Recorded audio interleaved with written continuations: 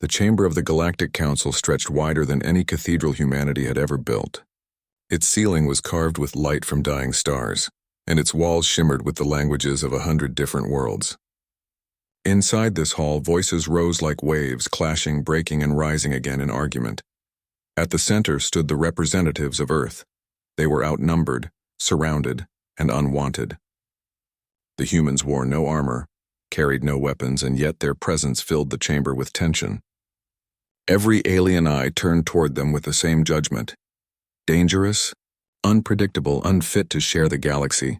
The council speaker, a creature with translucent skin and flowing fins, raised a limb to silence the chamber. Humanity has been tried. Humanity has been measured. And humanity has been found too violent to continue among us. From this day, Earth and its colonies are to be cut off. The gates will close. No trade, no travel. No allies, let them survive or fail alone. A wave of approval rippled through the chamber. Dozens of alien species cheered, their voices echoing like thunder. Some pounded their claws on the floor. Others hissed with satisfaction. They had fought alongside humans in the Great Wars and had seen their relentless courage, their refusal to surrender, their strange ability to adapt to the impossible. To the Council, such qualities were not virtues but threats. Only a few voices raised quiet objections. "They helped us defeat the Dominion," whispered an elder from a gentle, winged species. "They fought with us when none else dared." But the chamber drowned out such protests. To most of the galaxy, the matter was settled. Humanity would be exiled. The lead human envoy, a woman named Admiral Reyna Ortiz, stood tall at the center of the storm. Her uniform was simple, her expression calm. She listened to the verdict without flinching. Around her, whispers called her people warmongers, reckless beasts, a mistake of evolution. When the cheering died down, she spoke, her voice steady and clear. "You fear us. That much is obvious. You think we are monsters because we do not yield, because we fight for survival no matter the odds. If exile is your choice, so be it. But remember this, cages do not tame fire. They only hide it until the moment it burns brighter than ever before." Gasps filled the chamber. The council guard stepped forward, ready to silence her, but she turned without another word. Her delegation followed, and together they walked out of the chamber, as if they had already accepted the sentence. The quarantine of Earth began swiftly. Wormhole gates leading into human space were sealed. Alien fleets patrolled the borders. Trade vessels that once carried food, medicine, and technology to human colonies were recalled. Broadcasts across the galaxy celebrated the peace that would now flourish without humanity's presence. But inside the Sol system, there was no celebration. On Earth, Mars, and the scattered colonies, people gathered to hear the news. Some were angry, some were afraid, but most were silent, listening carefully to the message delivered by Admiral Ortiz when she returned. "They think we will break without them," she told the leaders of every human world. "They think we cannot survive without their food, their metals, their medicines. They believe exile will destroy us, but they forget what makes us human. We do not give up. We do not wait for rescue. We build, we endure, and when the galaxy remembers us again, we will be stronger than ever before." Her words spread like fire across every settlement. Life after exile was hard. Colonies on the edge of survival lost supply lines overnight. Mining stations, once supported by alien trade, faced shortages. Factories stood still for lack of imported parts. Children grew up hearing stories of how the galaxy had turned its back on their people. But humanity adapted. On Earth, scientists dug deeper into the oceans, the deserts, and the storms for resources thought unusable. On Mars, engineers learned to recycle everything, from air to water to metal, until the colony became self-sufficient. In the scattered habitats around Jupiter and Saturn, workers turned abandoned stations into thriving industries. Every hardship became a lesson.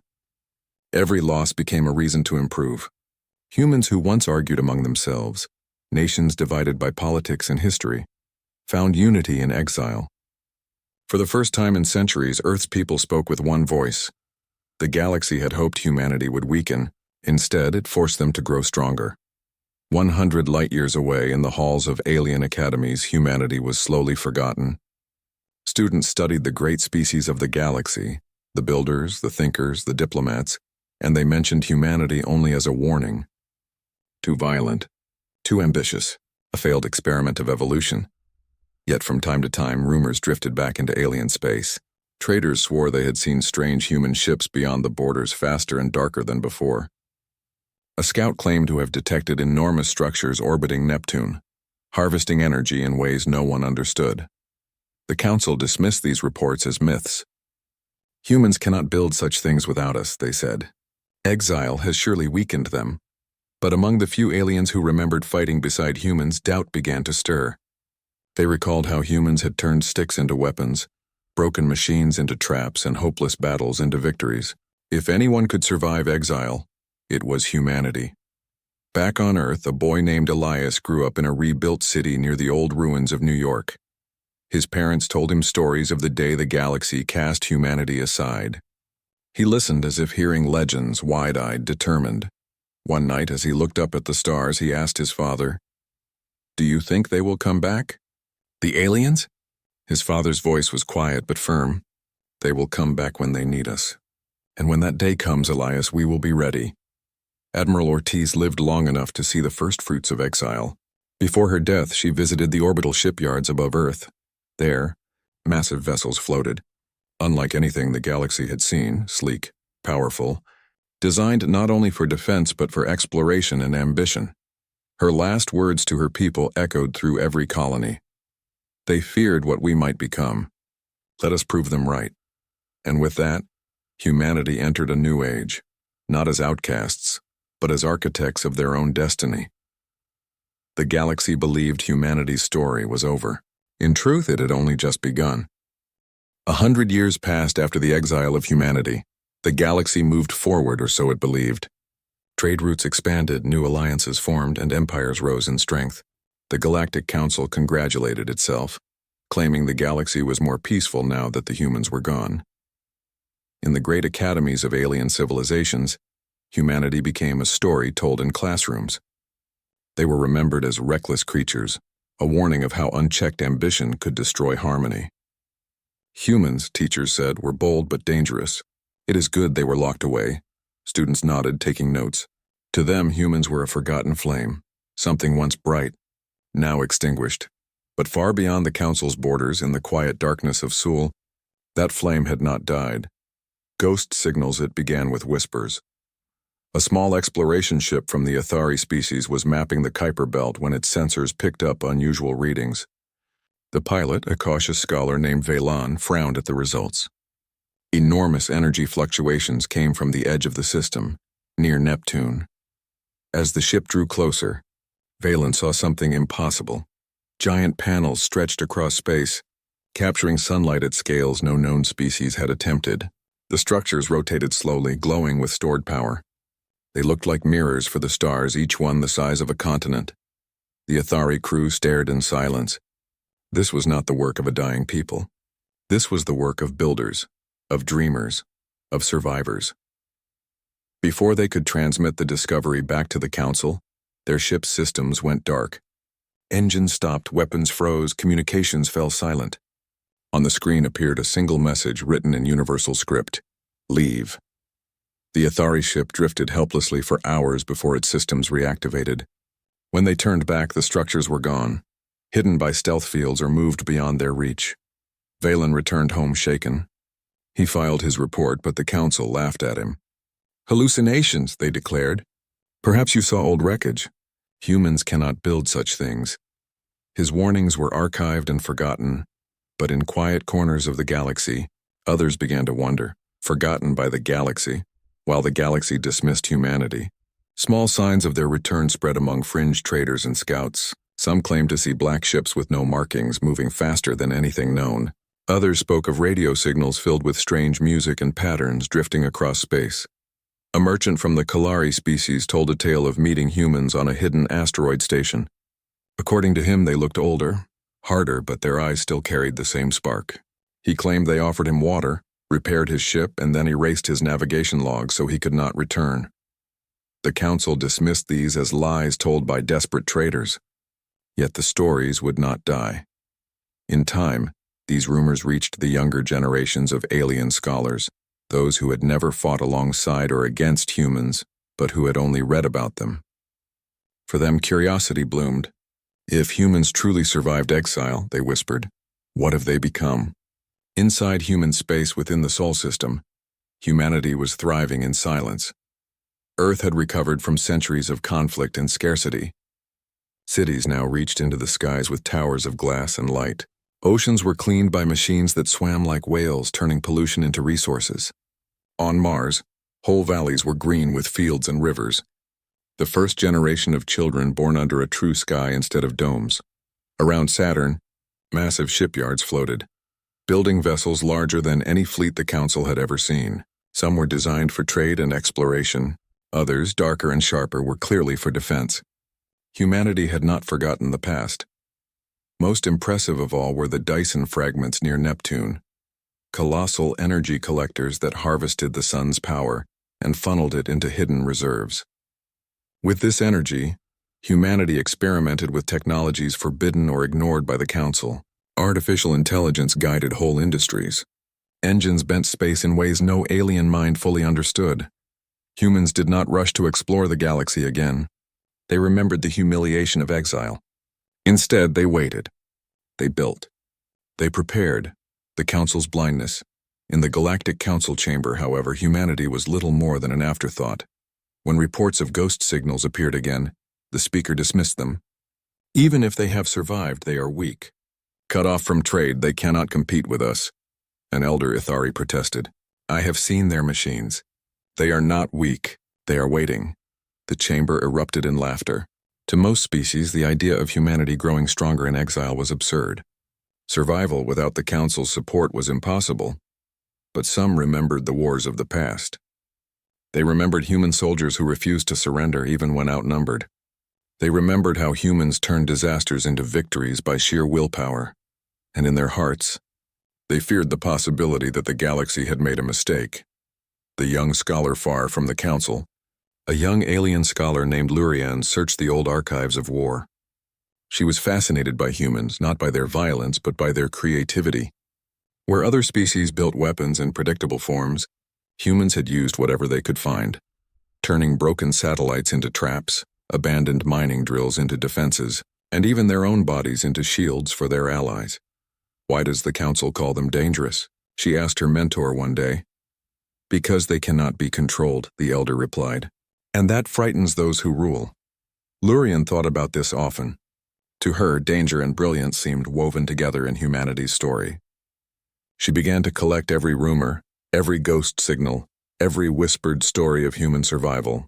A picture formed in her mind, not of a dead race, but of a silent one preparing for something greater. The forgotten flame awakens one night, deep in alien space. A distress call echoed from a mining colony. Pirates had attacked, overwhelming the defenses. The Council patrols were too far to respond. The miners prepared for the end. Then from the darkness, a fleet of unknown ships arrived. They were sleek, black, and moved with terrifying precision. Without a word, they drove the pirates away. When the miners tried to hail them, a single message appeared. You are safe. Forget you saw us. The ships vanished as quickly as they had come. The miners whispered among themselves. They had seen the faces of the rescuers through blurred view screens, faces not of aliens but of humans. The Council ignored their story. But across the galaxy, a quiet realization began to spread. Humanity was not gone. Humanity was watching. The quiet before the storm back in the Sol system. The human leadership met in secret chambers. They reviewed intelligence gathered by their black ships, listening to the galaxy's broadcasts. They knew the Council laughed at them, dismissed them, and forgot them. Admiral Kaito Chen, a descendant of Reina Ortiz, spoke to the assembled leaders. They think exile weakened us. In truth, it freed us. No Council rules our progress. No treaty limits our reach. The galaxy may not see us now, but one day they will. And when that day comes, humanity will not be begging for acceptance. We will decide our own place, the leaders agreed. Humanity's flame had not been extinguished. It had only been hidden, waiting for the right moment to burn brighter than before. The galaxy believed humans were forgotten, but in truth they had become the forgotten flame, silent, patient, and ready to ignite the stars once more. And soon, the galaxy would learn that exile had not ended humanity.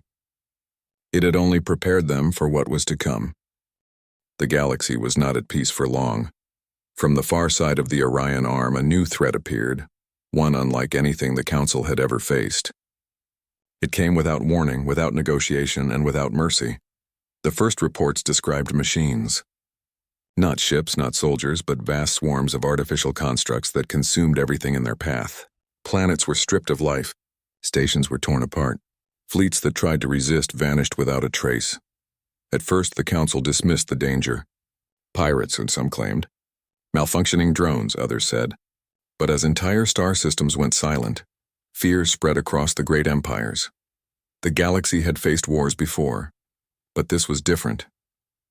These machines did not conquer. They did not enslave. They simply consumed, leaving behind nothing but silence and dust. The Council's desperation in the Grand Chamber, panic ruled. Representatives argued endlessly. Some demanded peace talks, though no signal from the machines had ever been answered. Others called for immediate war. Fleet after fleet was dispatched, but none returned. The Council began to realize the truth. This was no ordinary enemy. This was extinction moving across the stars. In desperation, they turned to one another.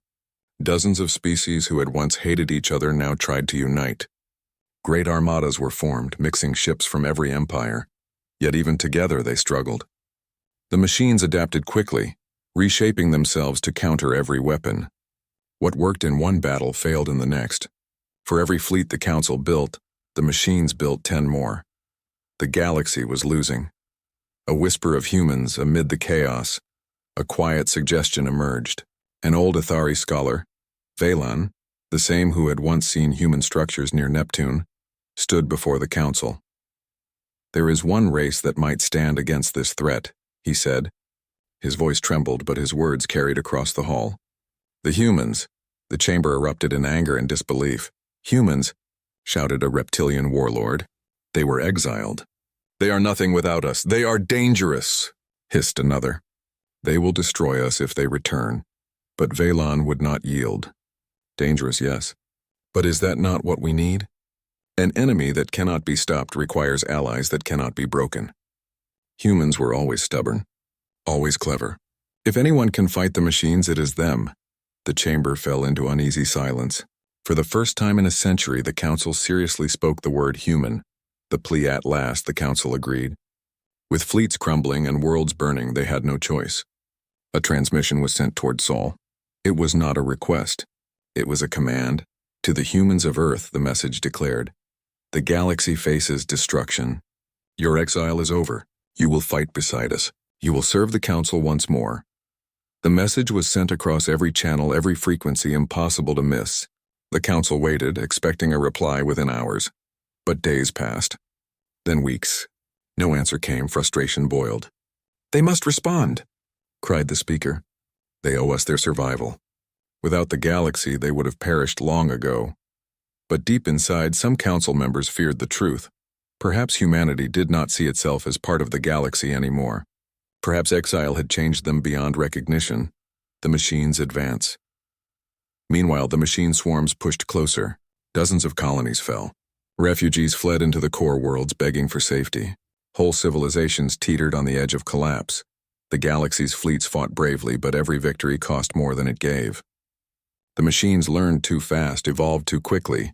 It was like trying to stop a flood with bare hands. Whispers spread among soldiers and civilians alike. Where are the humans?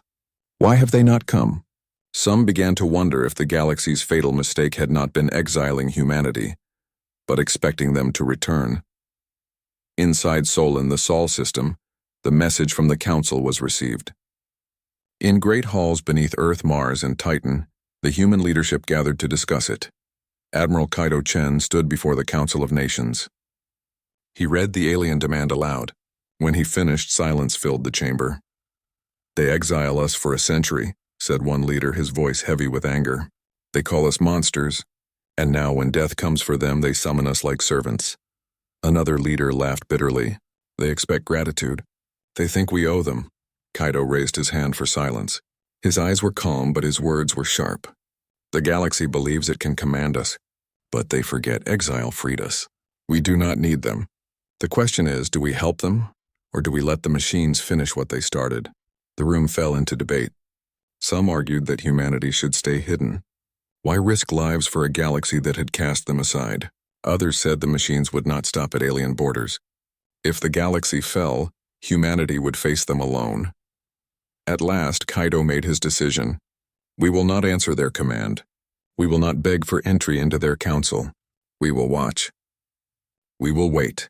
And when the time is right, humanity will decide on its own terms. The message from the galaxy remained unanswered. Fear grows back in the council. The silence was unbearable. More transmissions were sent. This time not commands, but pleas. Offers of trade, promises of forgiveness, even words of apology. Still no answer came. The speaker grew furious. They mock us with silence. They refuse us while the galaxy burns. But others began to see the truth. Perhaps, whispered Lurian, the young scholar, they do not need us. Perhaps they are waiting to see if we are worth saving. The thought spread like fire. Soldiers at the front lines began to mutter. If the humans came now, would we even deserve their help? The fatal mistake. The machine struck deeper into the council's heart. Great worlds fell in flames. Empires that had stood for millennia crumbled. The once proud Galactic Council begged for aid from anyone who would listen, and always the same question haunted them. Where are the humans? The truth was clear now, though few dared to speak it aloud. The fatal mistake had not been exiling humanity. The fatal mistake was believing exile would destroy them. The Council had turned its back on the only species that might save them. And now, when salvation was needed most, humanity remained silent. A signal in the dark on. A quiet night in the war room of a distant fleet. A transmission appeared on every screen. It was not from the machines. It was not from the Council, it was a human signal. The message was brief. Only a single sentence broadcast across the stars. You feared what we might become. You were right. Then silence. But for the first time in generations, the galaxy trembled, not from fear of the machines, but from the realization that humanity had been watching all along. The stage was set. The galaxy was burning, and somewhere in the darkness, humanity was preparing to return, not as outcasts, not as servants, but as something far greater. The galaxy burned. Entire star systems had fallen. Fleets that once symbolized power now drifted silently in the void, torn apart by the unstoppable machine swarms. Refugees poured into core worlds, pleading for aid that no Council fleet could provide. Panic had become the language of the galaxy. Amid this chaos, the Council sent a final desperate plea to the humans of Sol. This time, the message was not a command or a threat. It was an apology mixed with desperation, humbling words sent across the void. We were wrong, we need you. Please aid us in this war. Days passed. No reply came. The Council assumed humanity had turned them away, or perhaps that exile had weakened them so much that they could not respond. But somewhere in the Sol system, humans were ready. The arrival at the edge of the Sol system, enormous ships began to emerge from hidden gates. They were unlike anything the galaxy had ever seen. Sleek, black, and shining with a cold precision, each vessel moved with quiet purpose. Aliens watching from afar could hardly believe their eyes.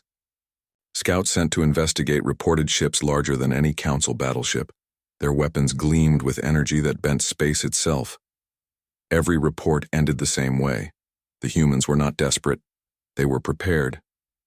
Inside the command bridge of the flagship Ascendant, Admiral Kaido Chen stood before a large screen displaying the Council's territory.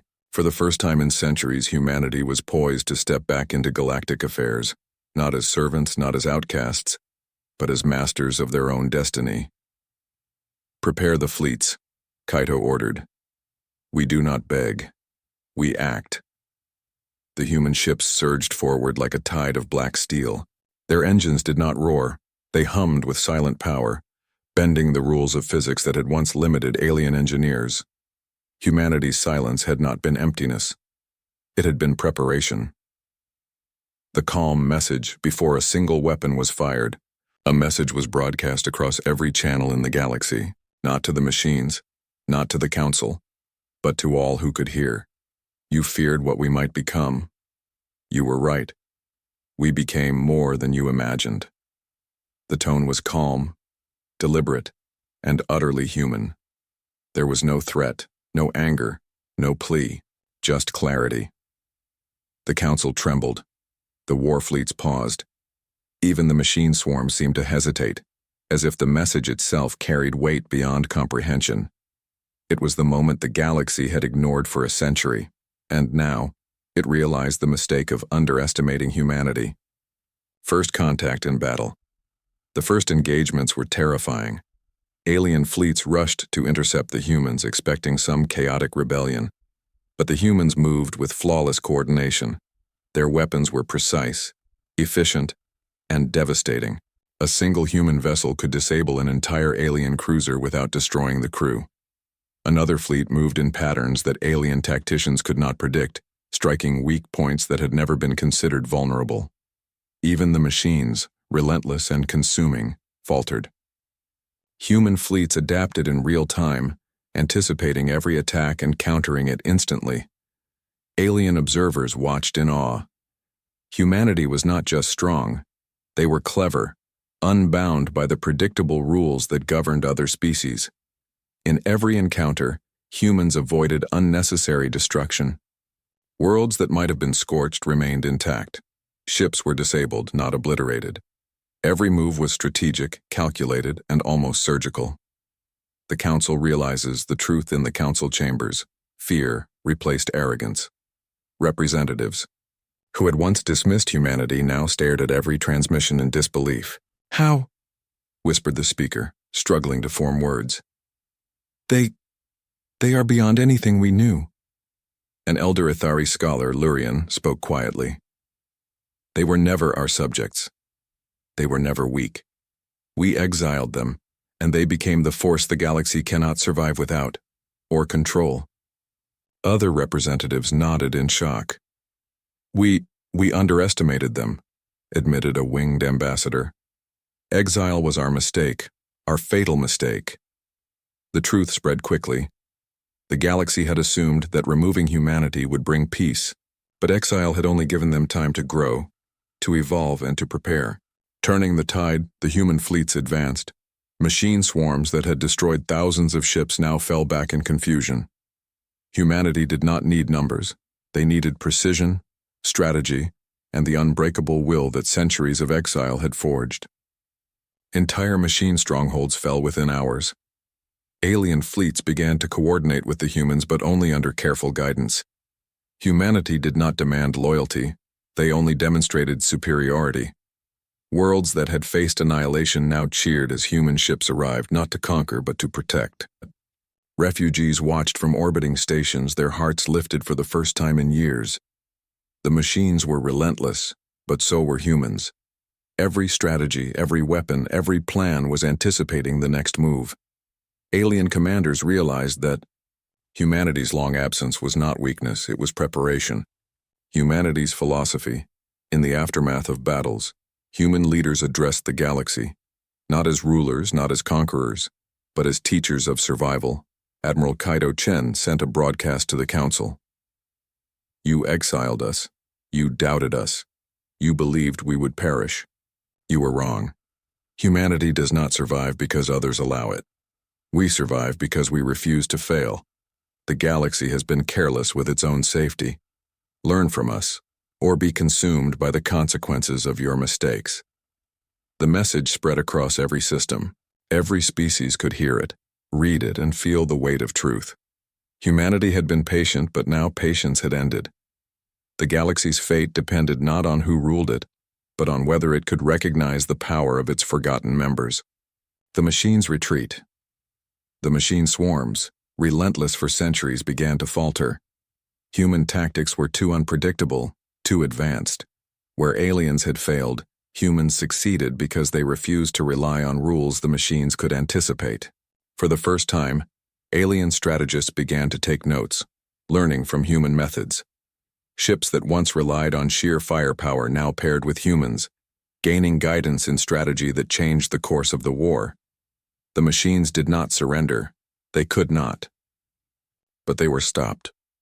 For the first time, entire fleets remained intact, entire planets unscathed. Humanity had altered the course of history without demanding glory or reward. A warning and a choice. After the battle, the humans did not claim power. They did not seize control of the Council or force alien species to obey them.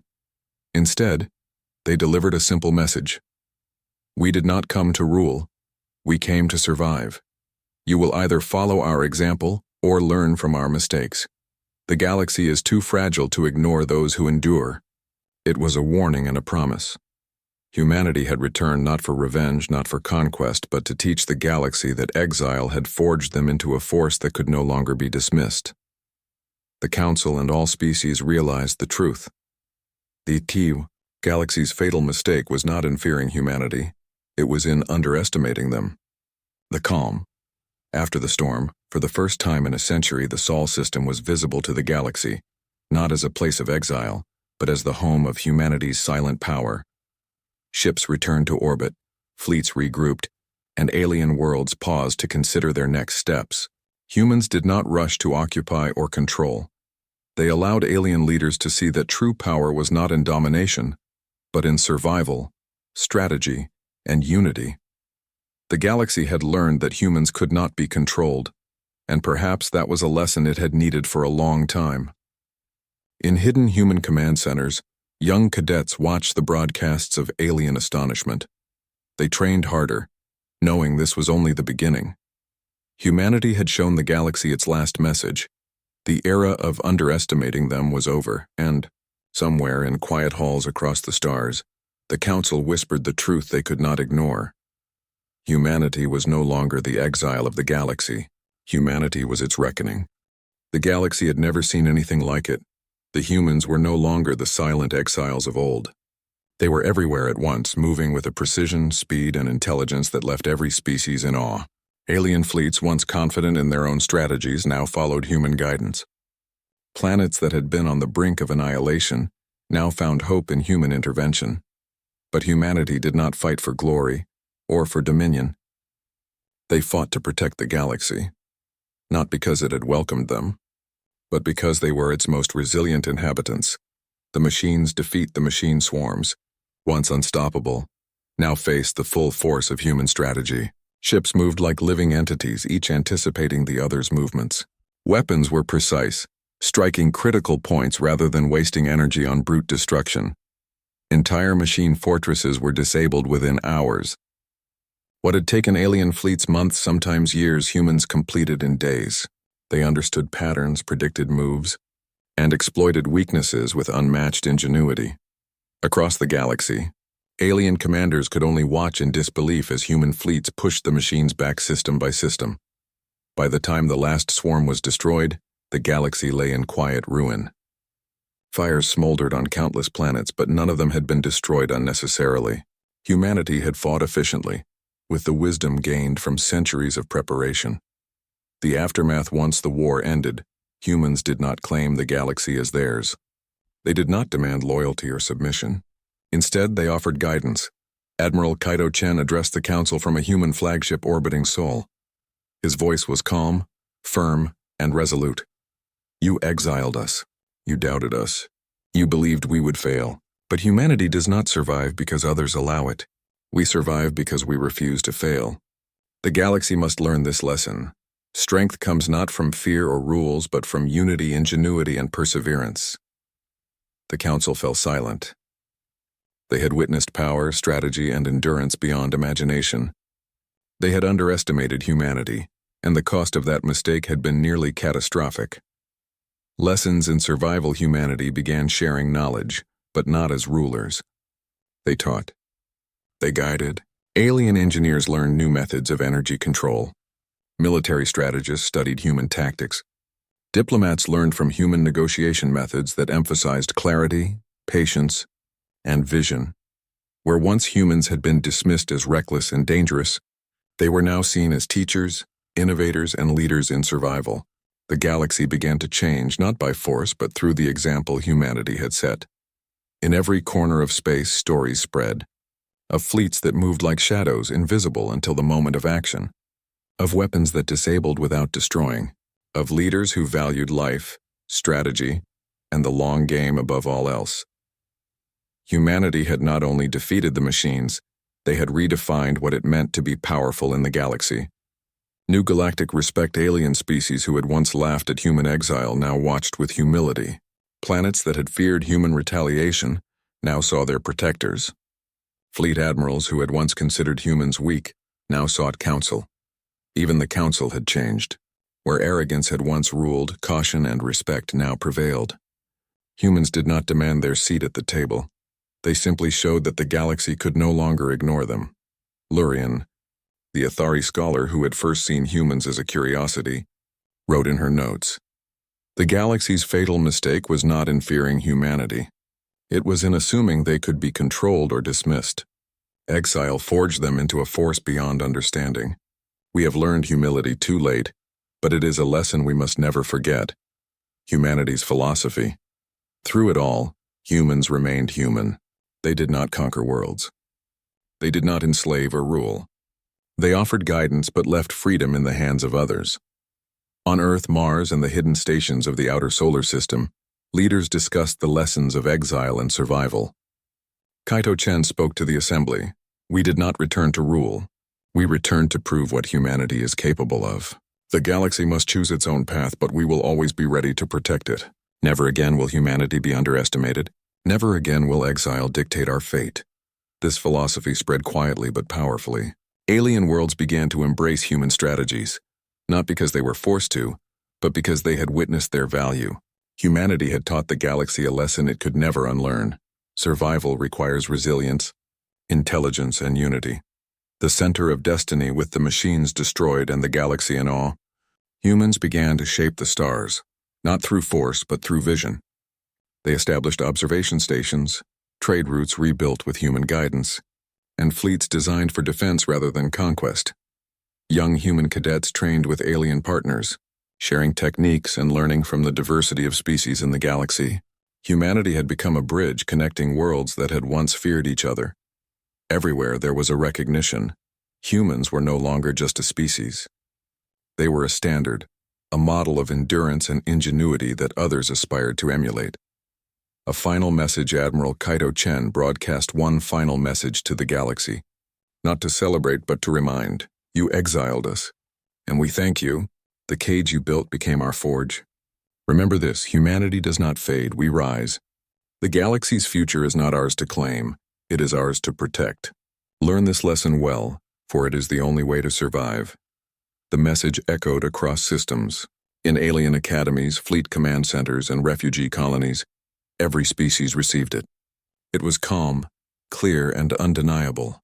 Humanity had returned stronger than ever and would never be ignored again. A changed galaxy. In the weeks that followed, the galaxy began to stabilize. Trade resumed. Alliances were rebuilt. Fleet exercises incorporated human methods. The Council, once the center of power, now consulted human advisors in emergencies, not as rulers, but as equals who had earned respect through resilience and wisdom. Stories of human bravery, ingenuity, and calm decisiveness became legends across worlds. Children learned that humans were not just survivors, they were a guiding light.